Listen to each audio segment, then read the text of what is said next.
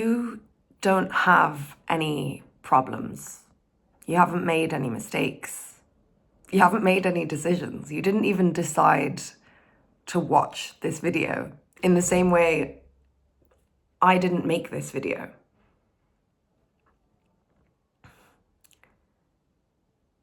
There's no you character trapped inside a body or trapped inside this skin. You'll never find that you character that's doing all of this or feels like it's doing all of this. That doing or that ownership of mistakes, of these problems, these things that I always seem to do, it's only sustained by story, by this identity, by judgments, biases, self-punishment, guilt, blame. Those are all energies of just one perspective. And it's not a wrong perspective or a bad perspective, but it has a particular vibration that gives a felt sense of separation. That the wall here, that the plant is separate from me just because my eyes tell me that my skin ends here and that the you is inside me, this character that's doing all the mistakes and not living up to potential and whatnot.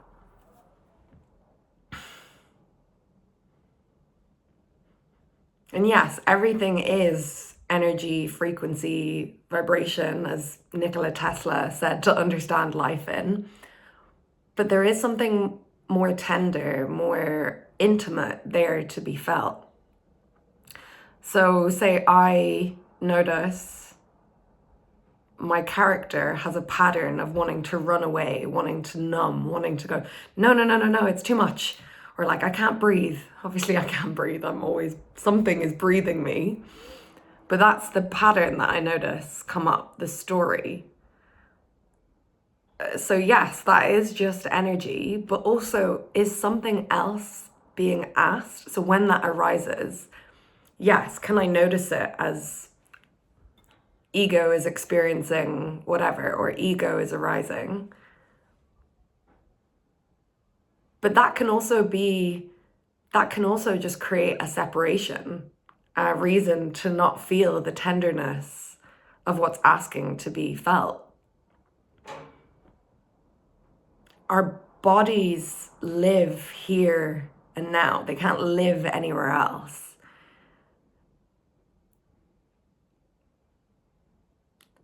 And the feelings that we feel are universal, felt by humans for hundreds of millions of years. But our bodies make that personal, intimate. There's a calling there. Only you can feel what your body feels. Only you can have a relationship with these understandings to say, oh, there's a story, but I'm not going to follow it. I want to notice where I'm feeling this terror, this fear, this desire to run. Where is that located in my body? What's the texture of it? What's the temperature of it? Where is it living now? Because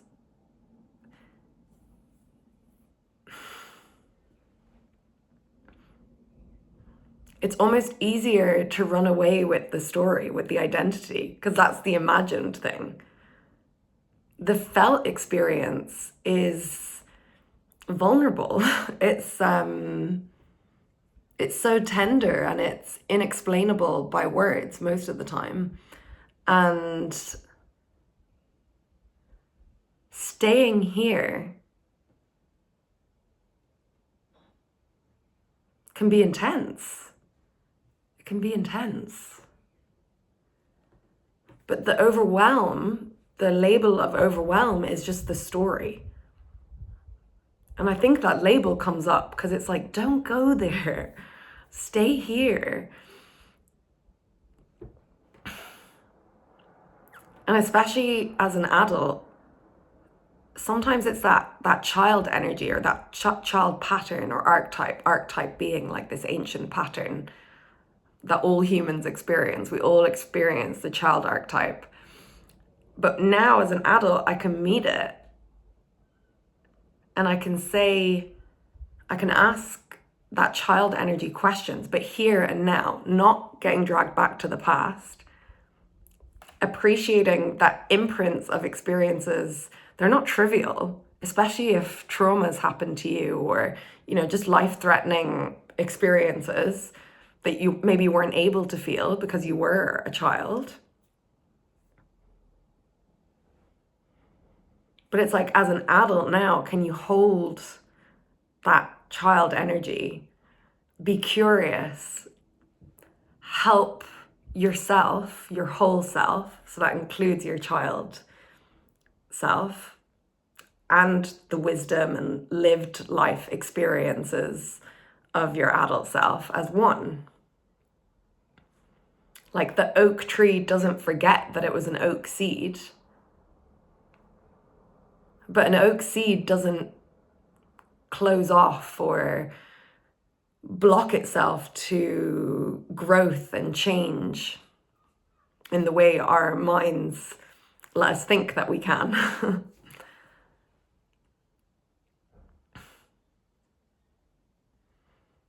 So yeah, my invitation is, yes, things are energy, frequency, vibration.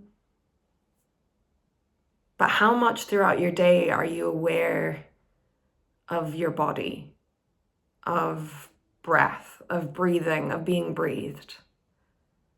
That it's not you controlling your life, but experiencing yourself as an expression, a unique expression of life.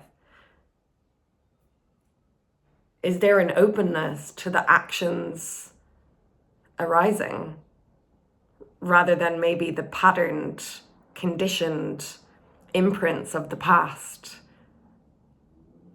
i.e. the things where we're following the story or the identity?